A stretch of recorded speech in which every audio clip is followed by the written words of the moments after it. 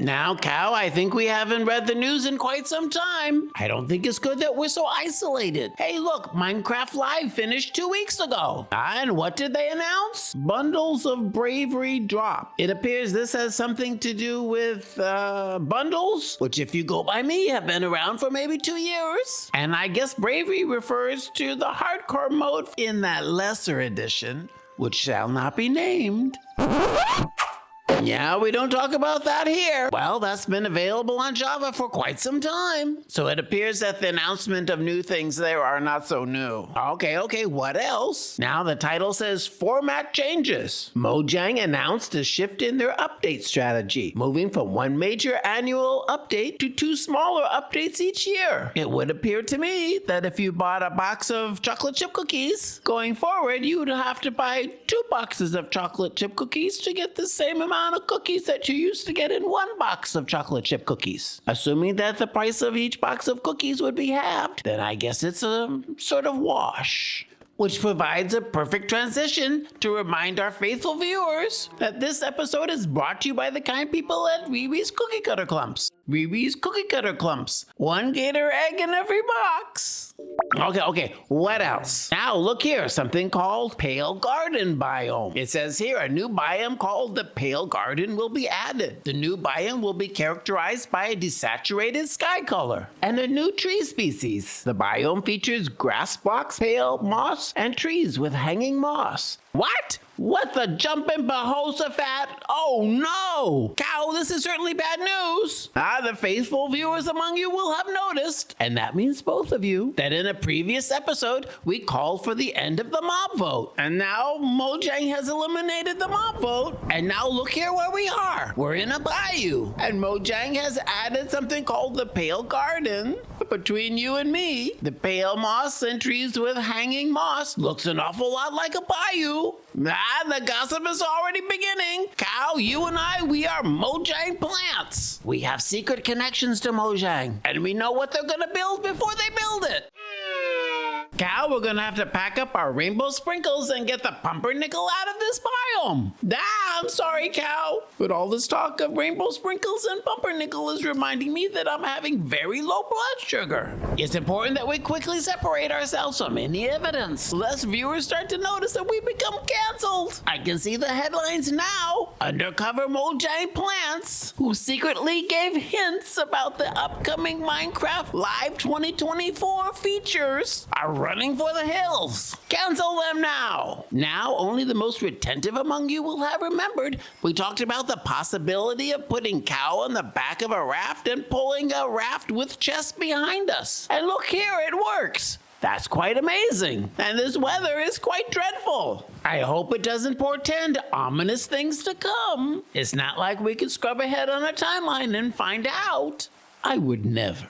Anyways, now, Cow, it's time we say goodbye to this rickety old musty residence hotel. I don't know if I'm ever gonna get the smell of gumbo out of my board shorts. Now it feels like we're sneaking away under the cover of darkness, but of course we're not. It looks like we have another 3 minutes before it gets to be nighttime. And Cow, if anyone asks you anything about an association with Mojang, just moo the 5th. That lightning was quite close. Wonder what happens if a lightning bolt hits a zombie. Now, I don't want to get the reputation of being a know-it-all, only because I don't, but I do know someone very smart that we can ask. Now, I should say we have no association with OpenAI, which just turned their nonprofit into a profit organization. And who could have seen that coming? What happens when a zombie is hit by lightning? /AIGF.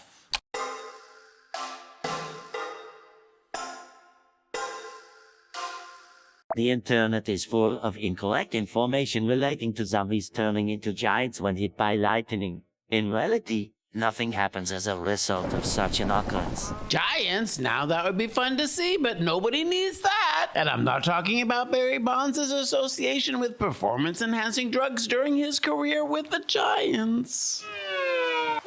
Anyways. Now, Cow, I don't know where we're going, but I hope we get there soon. Now is not the best weather for a road trip. Cow and I planned on watching some baseball games together. But before we settled into a few swings and a misses, Cow and I watched some YouTube videos as we're wont to do. As we were poking around YouTube, we came across something called the end-of-life farm. It purports to yield the largest number of mob drops per second. It has been attributed to Hammer SMP. And as far as I can tell, it was made by I'm a MC, Victor 40, and VK Tech. This farm is supposed to produce 6.5 million drops per hour. An important feature of the farm is that it suppresses light emitted from a portal. It also suppresses server updates. Oh, ow, did I just run into the camera? Now, while looking at other videos of people who made the same farm, I found some curious things. For example, more than one creator used almost exactly the same thumbnail, but slightly different. Cow and I are quite intrigued about how this came to be. But maybe more to the point, who would want 6.5 million per hour of anything in Minecraft? I'm quite curious as to what special things have been done to the server. Is it actually vanilla?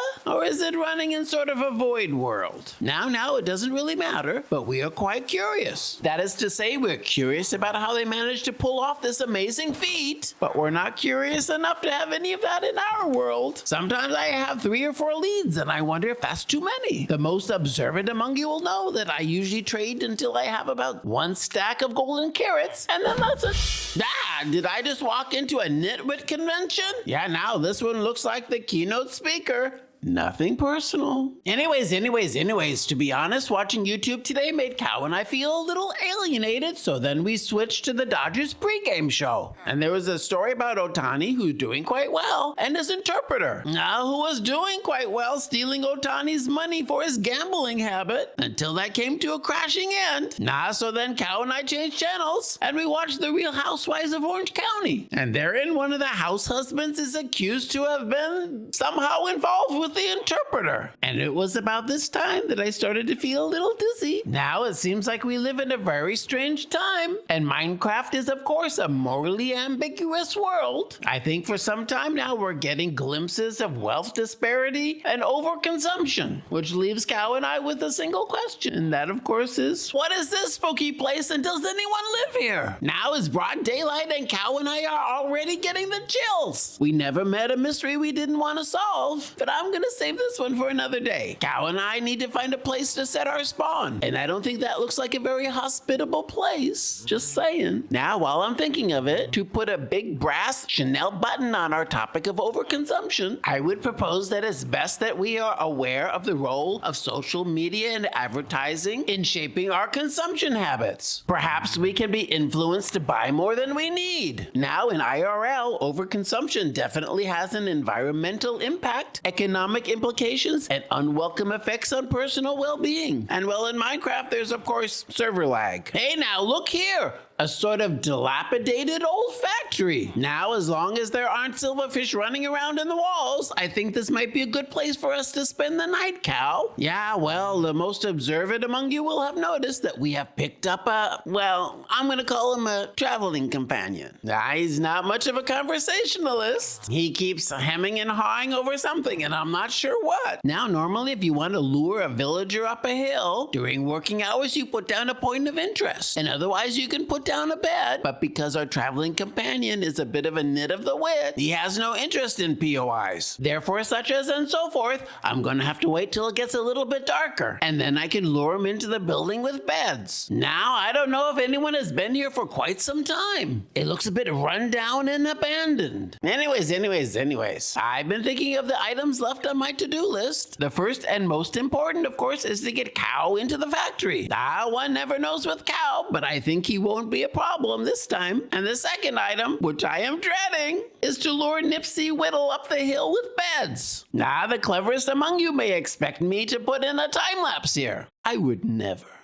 Frequent viewers of this channel may know, and that means both of you, inasmuch as this is not exactly a Minecraft playthrough, I'm not above doubling the playback speed. To quote Candace Kane, hit it!